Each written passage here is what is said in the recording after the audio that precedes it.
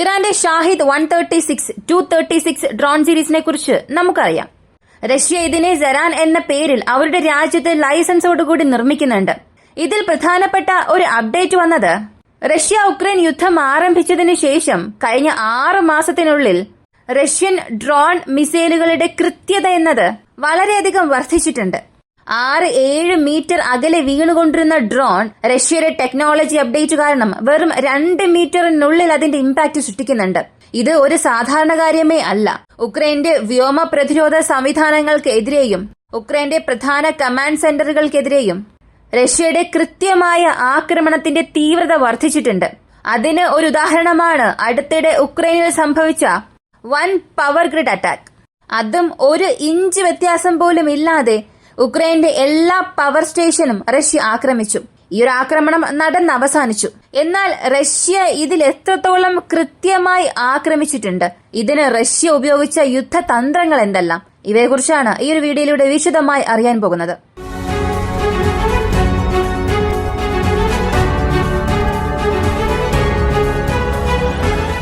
അടുത്തിടെ ഉക്രൈന്റെ energy ഗ്രിഡുകളിൽ Russia നടത്തിയ ആക്രമണം വളരെ മോശമായിരുന്നു.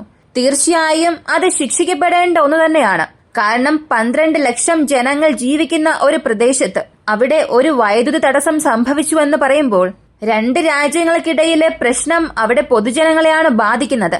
അപ്പോൾ അത് ആര് ചെയ്താലും അത് തെറ്റ് തന്നെയാണ്. റഷ്യയുടെ ഈ ഒരു ആക്രമണത്തിൽ ഉക്രൈന്റെ ഊർജ്ജ ഗ്രിഡുകൾ വൻ ആക്രമണത്തിന് വിധേയമായി.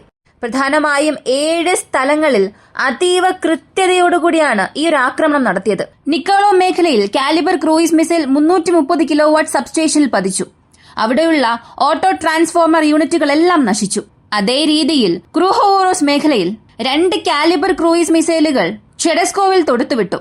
ഉക്രൈനിലെ PS ഉക്രൈൻക സബ്സ്റ്റേഷൻ പൂർണ്ണമായും നശിച്ചു എന്നത് മാത്രമല്ല, ആ സ്റ്റേഷന് ആവശ്യമായ ഓയിൽ ഡെപ്പോയും പൂർണ്ണമായും നശിച്ചു.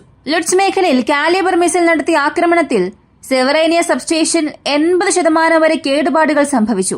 ട്രാൻസ്ഫോമർ ശൃംഖല ഏതാണ്ട് പൂർണ്ണമായും നിർവീര്യമാക്കി. അതുപോലെ റിവ്നയിൽ 2 കാലിബർ ക്രൂയിസ് മിസൈലുകൾ നടത്തിയ ആക്രമണത്തിൽ മറ്റൊരു സബ്സ്റ്റേഷനും സാരമായ കേടുപാടുകൾ സംഭവിച്ചു. അതുപോലെ ചെമിൻസ് മേഖലയിലെ കാലിബർ ക്രൂയിസ് മിസൈൽ ആക്രമണത്തിൽ 8 330 കിലോവാട്ട് ട്രാൻസ്ഫോമറുകൾ പൂർണ്ണമായും നിർവീര്യമാക്കി. അതുപോലെ വിനിറ്റ്സിയ മേഖലയിൽ 4 KH-101 മിസൈൽ നടത്തിയ ആക്രമണത്തിൽ വിനിറ്റ്സയുടെ 750 കിലോവാട്ട് സബ്സ്റ്റേഷനും 65% വരെ സാരമായ കേടുപാടുകൾ സംഭവിച്ചു. വെർഖോനിയ ജില്ലയിലെ ചൊറോമോഷ് നദിയിലെ വൈദ്യുത നിലയം പൂർണ്ണമായും തകർത്തു. ഇങ്ങനെ റഷ്യൻ ആക്രമണത്തെ തുടർന്ന് ഈ 7 പൊസിഷൻസും തകർന്നു. ഇത് നമ്മൾ വലിയ രീതിയിൽ പറഞ്ഞാലും ഏറ്റവും കൂടുതൽ ബാധിക്കപ്പെടുന്നത് സാധാരണക്കാരാണ്. എന്നാൽ അതിനപ്പുറം ഈ ശൈത്യകാലത്ത് റഷ്യയുടെ പവർ ഗ്രിഡ് ആക്രമണം വീണ്ടും വർദ്ധിച്ചിട്ടുണ്ട്. ഇത് റഷ്യൻ മിസൈലുകളുടെ കൃത്യതയും ഇവിടെ കാണിക്കാൻ തുടങ്ങിയിട്ടുണ്ട്. ഈ യുദ്ധത്തിന്റെ തുടക്കം മുതൽ പലരും പലപ്പോഴും ഒരു വാക്ക് കേട്ടിട്ടുണ്ട്: റഷ്യയുടെ മിസൈൽസ് വാർഹെഡ് ഇല്ലാതെയാണ് അകത്തേക്ക് വരുന്നത്. റഷ്യയുടെ മിസൈലുകൾക്ക് സോവിയറ്റ് കാലഘട്ടത്തിലെ പഴയ വാർഹെഡ്സ് ആണ് ഉപയോഗിക്കുന്നത്. റഷ്യയുടെ പക്കൽ മിസൈൽസ് ഒന്നും തന്നെ ഇല്ല. അതിനാൽ അവർ ആക്രമണം കുറയ്ക്കുകയാണ് എന്ന് റഷ്യക്കെതിരെ നിരവധി ആരോപണങ്ങൾ ഉയർന്നിട്ടുണ്ട്. എന്നാൽ ഈ യുദ്ധം ഏകദേശം 1010 ദിവസമായി തുടരുകയാണ്. ഇന്നുവരെയും ഒരു മാസത്തിൽ ശരാശരി റഷ്യ ഉപയോഗിക്കുന്ന സ്റ്റോക്ക് പൈൽസ് എന്നത് അത് കാലിബർ അല്ലെങ്കിൽ KH-101 ഏത് തന്നെയായാലും അവരുടെ സ്റ്റോക്ക് പൈൽസിൽ നിന്നും 10% പോലും കുറഞ്ഞിട്ടില്ല. ഇതിന് പ്രധാന കാരണം യുദ്ധത്തിന്റെ തുടക്കത്തിൽ സോവിയറ്റ് ആയുധങ്ങൾ അവർ ഉപയോഗിച്ചെങ്കിലും കാലക്രമേണ അവർ ആഭ്യന്തര ഉൽപാദനം വർദ്ധിപ്പിച്ചു എന്നതാണ് ഇതിന് പ്രധാന കാരണം. ഈ മിസൈൽ ക്ഷാമം മറികടക്കാൻ റഷ്യയുടെ പ്രധാന കാരണമായി ഇത് മാറി. അതിനാൽ ഇപ്പോ ഈ പവർ ഗ്രിഡിൽ റഷ്യ ആക്രമണം നടത്തി പൂർത്തിയാക്കി. എന്നാൽ എന്തുകൊണ്ട് ഉക്രൈന് ഇത് പ്രതിരോധിക്കാൻ കഴിയുന്നില്ല? ഉക്രൈൻ പറയുന്നതനുസരിച്ച് അടുത്തിടെ നടന്ന ആക്രമണത്തിൽ 90 ക്രൂയിസ് മിസൈലുകളും 100-ലധികം ഡ്രോണുകളും റഷ്യ വിക്ഷേപിച്ചു. മൊത്തം 200 മിസൈലുകളെ റഷ്യ തൊടുത്തുവിട്ടു. അതിൽ ഞങ്ങൾ 70 ക്രൂയിസ് മിസൈലുകളെ വെടിവെച്ചു വീഴ്ത്തി. പകുതിയിലധികം ഡ്രോണുകളെയും ഞങ്ങൾ വെടിവെച്ചു വീഴ്ത്തിയെന്ന് ഉക്രൈൻ പറഞ്ഞു. ഇത്രയധികം മിസൈലുകളെ വെടിവെച്ച് വീഴ്ത്തിയെങ്കിൽ ഇത്രയും വലിയ നാശനഷ്ടം ആ മേഖലയിൽ ഉണ്ടാകുമായിരുന്നില്ലല്ലോ. ഇതിന് ഉക്രൈനെയും കുറ്റപ്പെടുത്തേണ്ടതില്ല. റഷ്യ ഈ ഉക്രൈന്റെ പ്രതിരോധത്തിന് എല്ലാം എതിരാണ്. ഉക്രൈന്റെ പ്രതിരോധത്തിനെതിരെ അവർ ഉപയോഗിക്കുന്ന തന്ത്രങ്ങൾ മാറുകയാണ്. ഞാൻ കഴിഞ്ഞ വീഡിയോയിൽ പറഞ്ഞതുപോലെ കിൻസാലിന് പകരമായി റഷ്യ കാലിബർ ക്രൂയിസ് മിസൈലുകളും ഇസ്കാന്ദർ മിസൈലുകളും ഉപയോഗിക്കാൻ തുടങ്ങിയിട്ടുണ്ട്. റഷ്യ എങ്ങനെയാണ് ഈ തന്ത്രങ്ങൾ ഉപയോഗിക്കുന്നത് എന്നുള്ളത് വ്യക്തമാക്കാം. ഉക്രൈന്റെ ഒരു പ്രസ്താവന നിങ്ങൾ ആദ്യം അറിയുക. 100-ലധികം ഡ്രോണുകൾ ഉള്ളിൽ വന്നു. ചിലതിനെ ഞങ്ങളുടെ എയർ ഡിഫൻസ് സിസ്റ്റംസും ആന്റി ഡ്രോൺ യൂണിറ്റ്സും നിർവീര്യമാക്കി. എന്നാൽ ചില ഡ്രോണുകൾ റഡാറിൽ നിന്ന് പെട്ടെന്ന് അപ്രത്യക്ഷമായി. ഇലക്ട്രോണിക് ജാമിംഗ് യൂണിറ്റുകൾ വഴി ഇവയെ ന്യൂട്രലൈസ് ചെയ്തിട്ടുണ്ടാകാം. അതായത് നേരിട്ട് അതിനെ വെടിവെച്ച് വീഴ്ത്താതെ ഇലക്ട്രോണിക് വാർഫെയർ മെഷേഴ്സ് ഉപയോഗിച്ച് ഈ ഡ്രോൺസിനെ അവർ താഴെ വീഴ്ത്തിയിട്ടുണ്ടാകാം എന്നൊരു കാര്യം പറഞ്ഞു. എന്നാൽ സത്യം അതല്ല.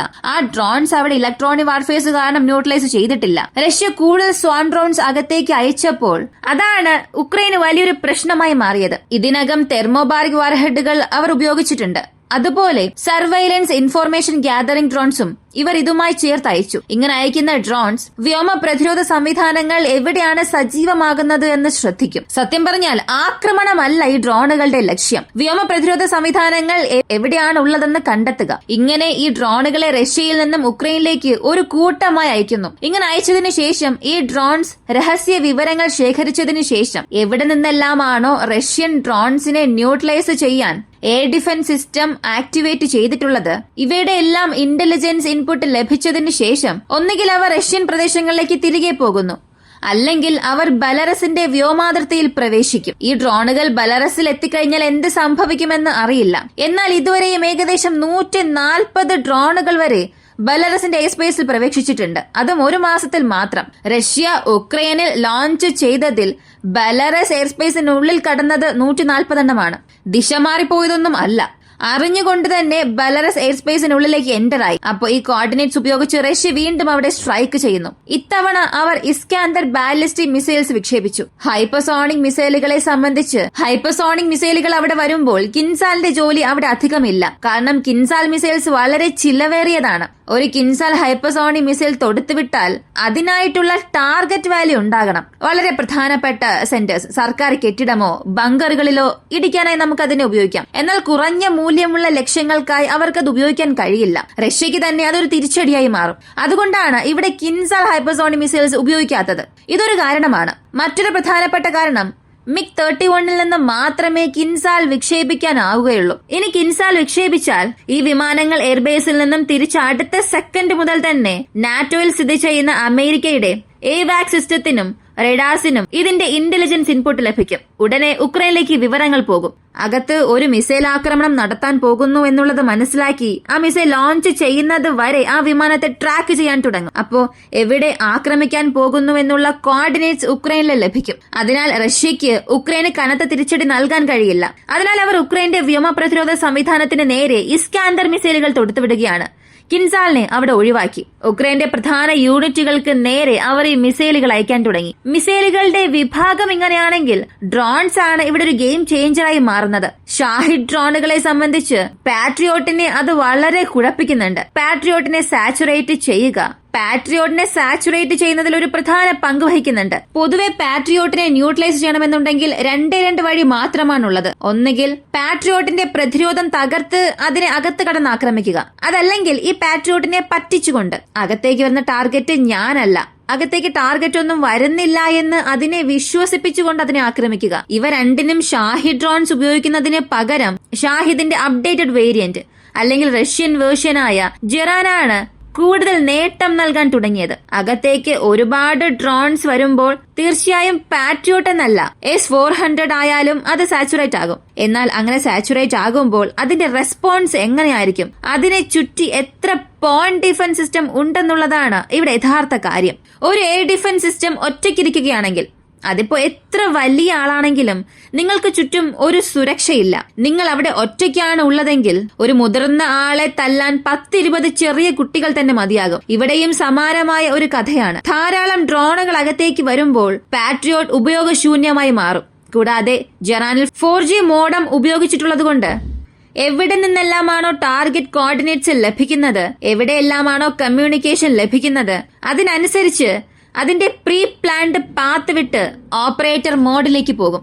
ആ ഡ്രോൺ സ്വയമേ അതിനാവശ്യമായ ഡയറക്ഷനിലേക്ക് മാറും. ഒരു ഓപ്പറേറ്ററായി തന്നെ അവിടെ ഉപയോഗിക്കുന്നുണ്ട്. അങ്ങനെ ഇതെല്ലാം ഒരു സംയുക്ത ആക്രമണമായി ചെയ്യുന്നതുകൊണ്ട് ഇത്രയും വലിയ ആക്രമണത്തിൽ നിന്നും അവരെ തടയാൻ ഉക്രൈന് കഴിയുന്നില്ല. എന്നാൽ അതിനിടയിൽ വരുന്ന പ്രസ്താവനകൾ വളരെ വിചിത്രമായി തോന്നും. 200 ഡ്രോണുകൾ അകത്തേക്ക് വന്നു, 180 ഞങ്ങൾ വെടിവെച്ച് വീഴ്ത്തി, 190 ഞങ്ങൾ നശിപ്പിച്ചു എന്നൊക്കെ പറയും. 100 മിസൈൽസ് അകത്തേക്ക് വന്നു, 95 വെടിവെച്ച് വീഴ്ത്തി എന്ന് പറയുന്നു. പക്ഷേ അവിടെ സംഭവിക്കുന്ന ഇമ്പാക്ട് അല്ലെങ്കിൽ അവിടെയുള്ള നാശനഷ്ടങ്ങളെ നോക്കിയാൽ ഇവർ പറഞ്ഞതുമായി യാതൊരു ബന്ധവുമില്ലാത്തതുപോലെ തോന്നും.